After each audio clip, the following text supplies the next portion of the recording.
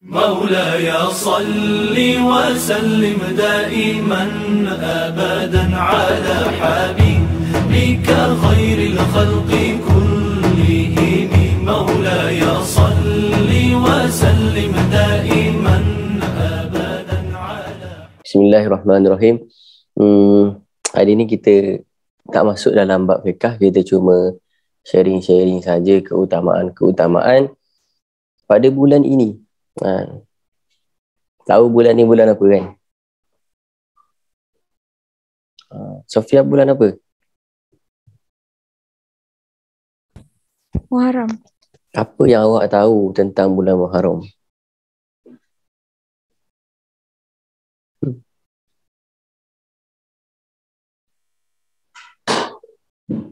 Apa yang tahu? Tak tahu. Macam mana nak jadi mak kalau tak tahu? Siapa nak jaga, siapa nak ajar anak? Jadi bulan Muharram ni simple saja Sofia. Bulan yang pertama dalam Islam. Itu satu.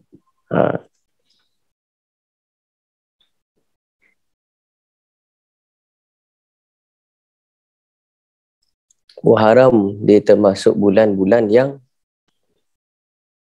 bulan haram.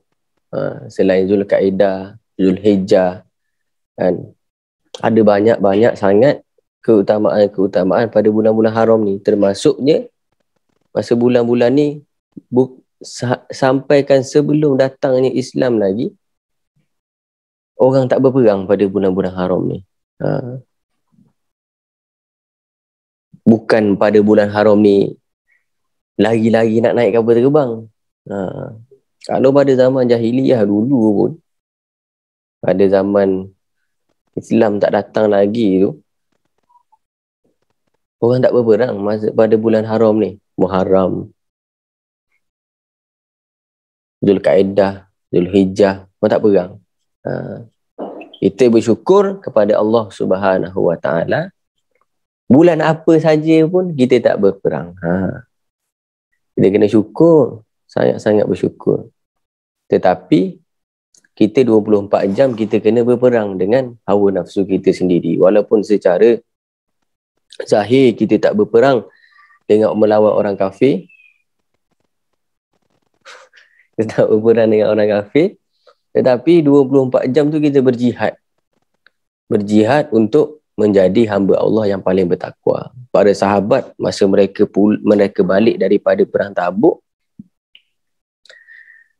Nabi SAW mengatakan bahawasanya sekaranglah baru start perang kita. Walaupun mereka dah habis perang melawan orang-orang kafir, membawa tawanan, membawa harta ghanimah, tetapi ketika beliau sampai di Madinah, beliau mengatakan sekarang baru kita mulai berjihad. Bermakna jihad yang sebenar itu adalah jihad untuk kita melawan hawa nafsu kita sendiri. Di antara cara untuk melawan hawa nafsu ni yang paling susah, iaitu dengan kita cara menundukkan hawa nafsu. Macam mana cara nak tundukkan hawa nafsu? Tasnim.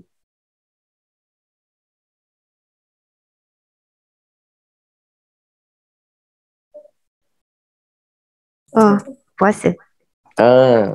Sebab itulah di antara cara-cara banyak sangat fadilat, banyak sangat keutamaan yang Allah berikan kepada orang yang suka berpuasa. Sampai kan orang yang dia ni selalu berpuasa, maka akan ada satu pintu di syurga. Nama dia pintu apa, Nazmi?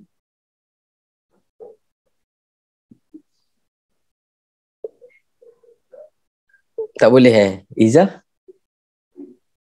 Tak tahu. Mio? Pintu apakah dia? Tak tahu. Siapa tahu? Su tahu? Su tahu. Rayyan. Pintu Rayyan. Tapi sekarang orang pakai slang Melayu sikit, Ryan. Nama siapa anak? Rayyan. Sebenarnya Royan.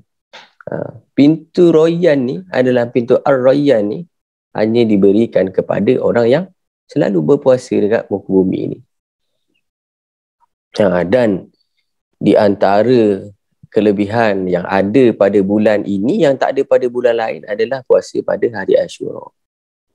Kalau kita tengok hari Ashura jatuh pada hari apa, lagilah dia jatuh pada hari Khamis. Jadi boleh puasa Khamis, boleh puasa Ashura. Tetapi paling bagus kalau boleh puasa Tasyu'a dengan Ashura. Tasyu'a tu bila? Hari ni. Siapa yang tak makan lagi boleh lah. Kalau saya dah makan lah tadi. Jadi hari ni yang tak puasa. Kalau boleh puasa 9-10. Siapa puasa pada 10 Muharram tu, Allah ampunkan dosa dia setahun. Tapi kalau ada jumpa hadis yang mengatakan Allah ampun dosa setahun ni, itu dosa-dosa kecil.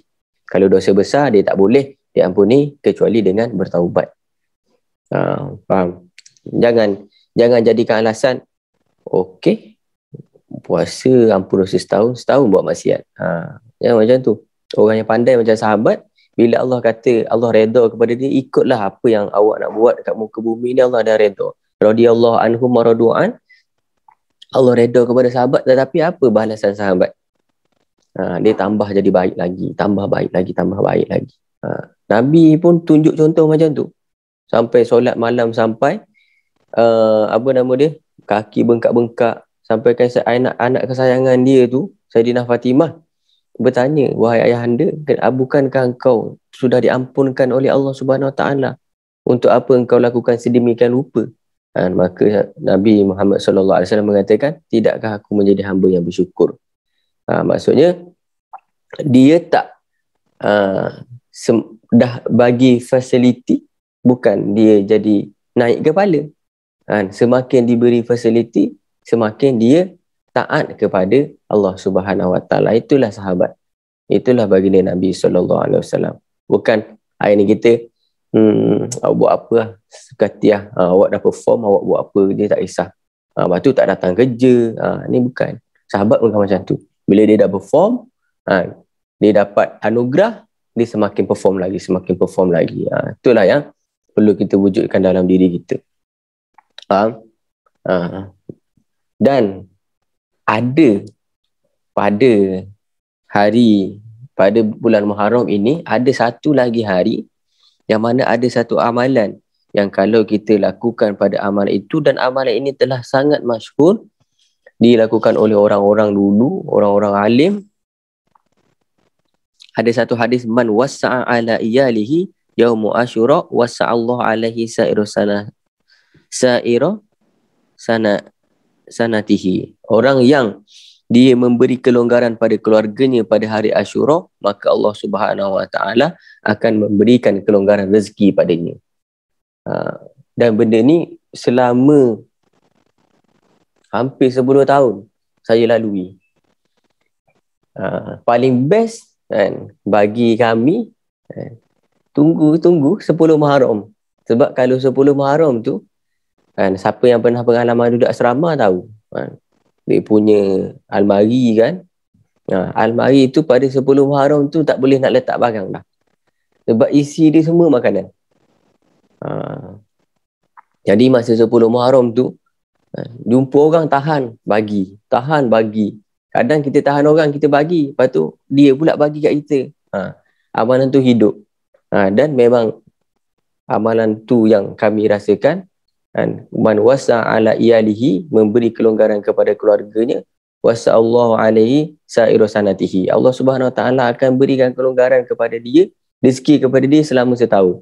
Kalau nak rezeki lancar setahun, 10 Muharram esok tu banyak sedekah. Dia tak perlu jumlah yang banyak, tetapi ada amalan yang kita buat. Cubalah try buat esok, tengok setahun macam mana. Tapi ikhlas betul-betul kerana Allah Subhanahu Wa Taala. Kalau kat situ iyalihi, dalam hadis Nabi tu jelas iyal tu apa? Iyal ni keluarga. Siapakah keluarga? Kalau dekat office mate kita lah keluarga. Kalau dekat rumah, home mate kita lah keluarga. Kalau kita mampu untuk bagi kat keluarga yang kat kampung, bagilah keluarga kampung. Melonggarkan. Yang mula-mula sempit tu, kita luaskan. Wasa'a. Sempit jadi lapang. Faham?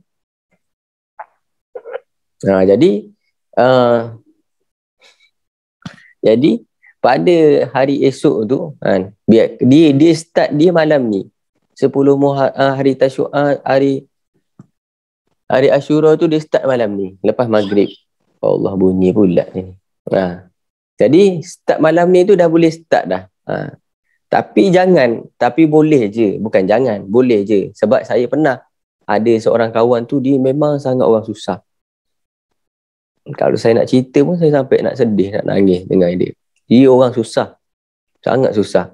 Kalau dia nak mandi, dia biasa ambil sabun yang apa nama dia, yang orang dah buang ataupun yang jatuh kat longkang. Dia ambil sabun tu, lepas tu dia buang pasir dia pakai.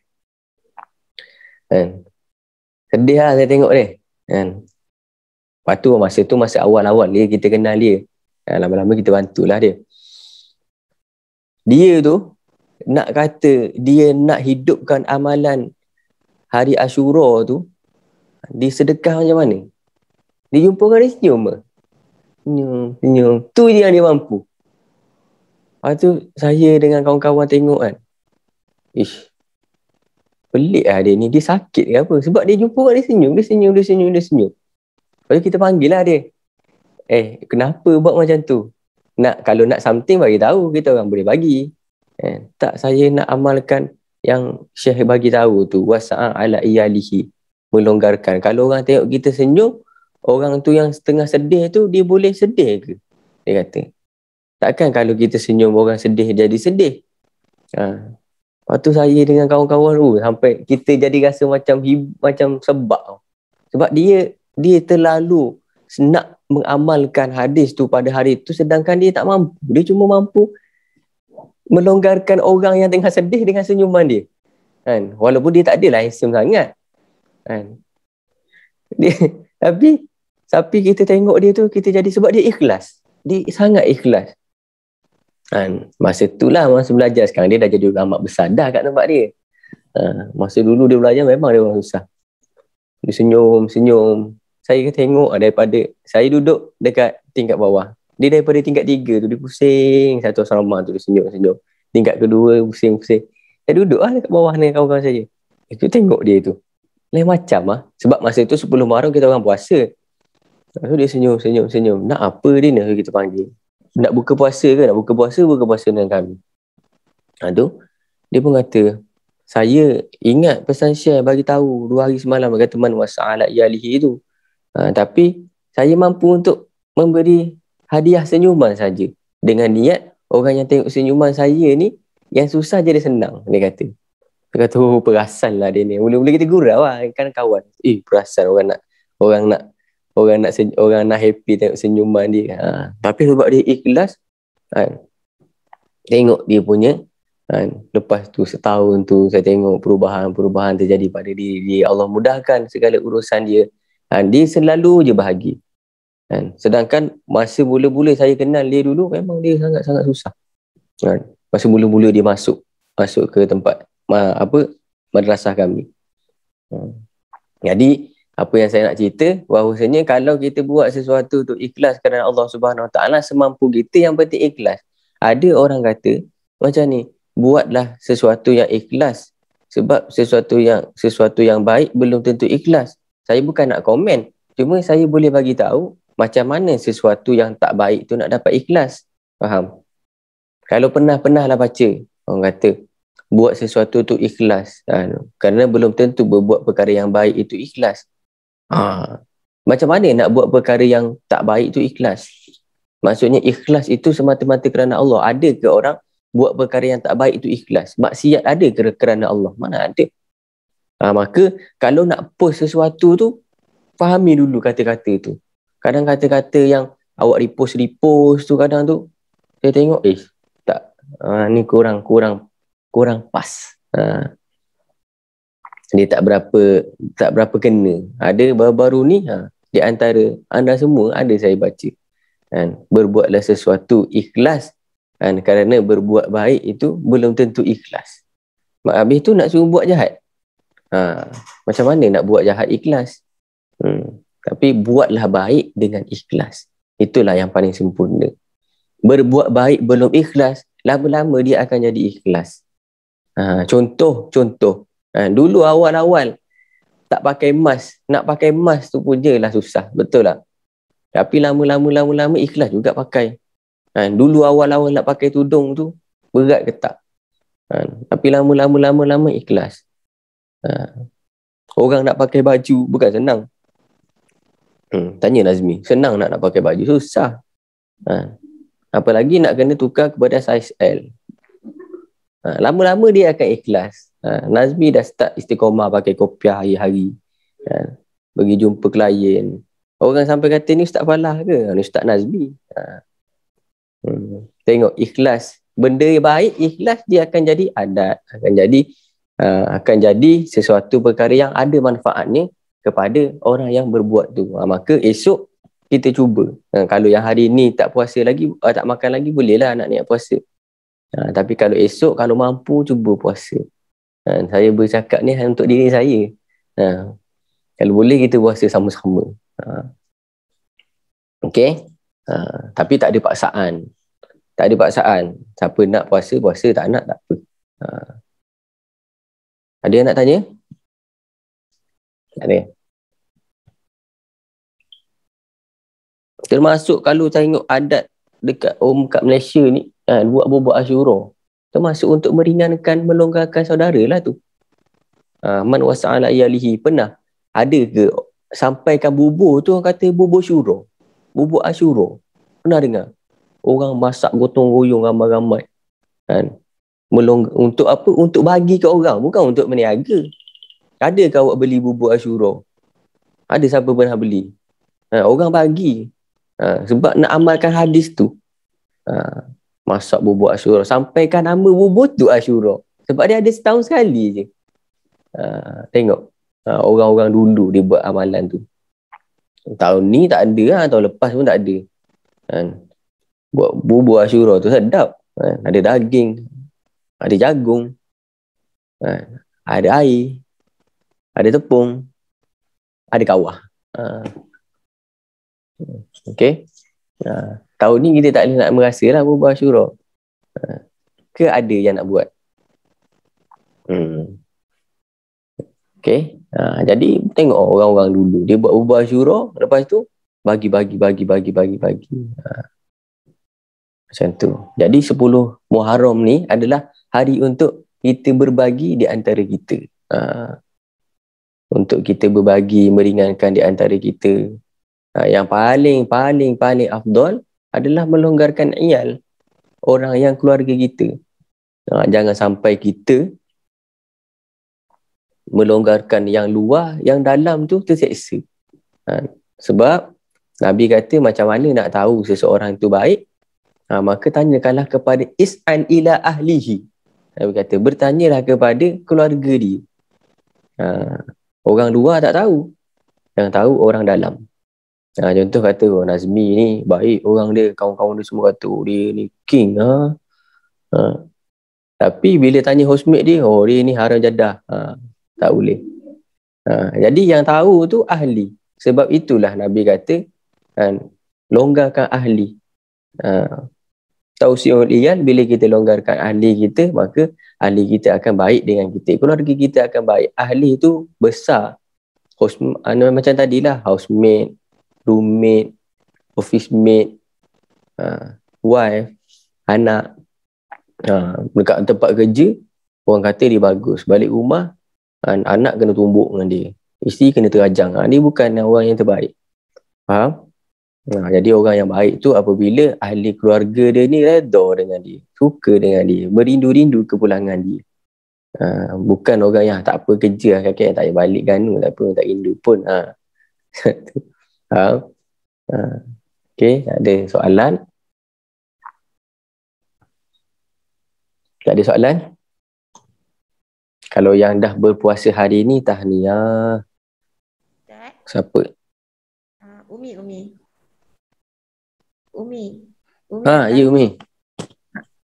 kita berpuasa macam seelok-eloknya lah. Kita berpuasa Hmm. lah. Maksudnya macam tu Ustaz. Puasa From hari. Puasa apa? elok-eloknya kita berpuasa 3 hari ke Ustaz? 2, 9, 10.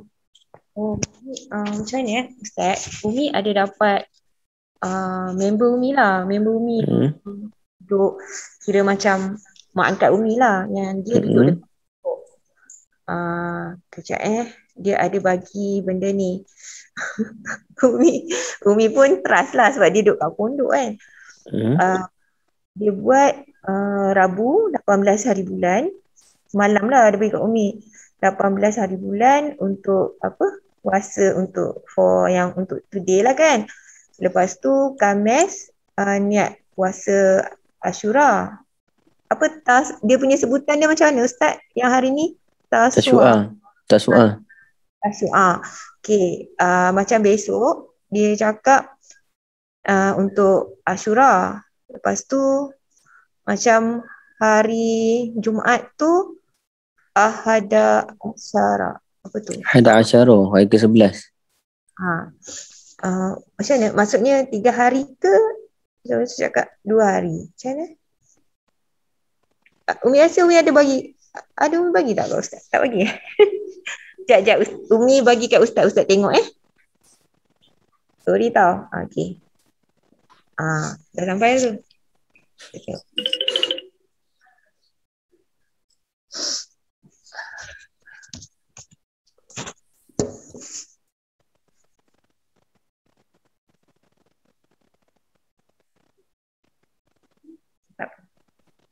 Sekejap, ada kat sini Nas. Tak apa, nanti saya reply dalam grup pukul 10.30, 9.30 dah ni. 9, 10, 11 Sebab memang ada hadis yang Masih Ustaz, sorry. Masih. Okay lah. Dah lewat Sebab kalau yang 9 dengan 10 tu ada hadis daripada Sayyidina Abi Qatadah anna Rasulullah sallallahu alaihi wasallam wasu'ila anisyami yaumi Asyura faqala yukaffiru sanatas madiyah. Dari Sayyidina Abi Qatadah mengatakan Rasulullah SAW ditanya mengenai pahala Asyura, pahala hari Asyura, maka Nabi mengatakan akan mengampuni dosa setahun yang lalu. Nanti 9, 10, 11. Nanti Umi pun tengok Okey. Okay, terima kasih. Maulaya salli wa sallim daiman abada ala habibika khairil khalqi kullihim huwal habibul ladzi turja syafa'atuhu fi kulli hawlim minal ahwali muqtahimi. Ya Rabbi bil Mustafa balligh maqasidana ighfir lana ma madaya wasi'al karami ya arhamar rahimin ya arhamar rahimin ya arhamar rahimin farrij 'alal muslimin. Bismillahirrahmanirrahim. Ya Rabbana a'tarafna bi annana aqtarafna wa ananna asrafna ala ladha asrafna fatub alayna taubatan taghsil kulli haubatan wastur lana aurati wa aminir rawati ya Rabbana a'tarafna bi annana aqtarafna ananna asrafna ala ladha asrafna waghfir li walidina rabbi wa mauludina wal ali wal ikhwani wasairil khillali ya Rabbana a'tarafna bi annana aqtarafna wa ananna asrafna على لظى أسرفنا فضلا وجودا منا لا باكتساب منا بالمصطفى الرسول نهضى بكل سول. Wabillahi taufiq wal hidayah. Assalamualaikum warahmatullahi wabarakatuh.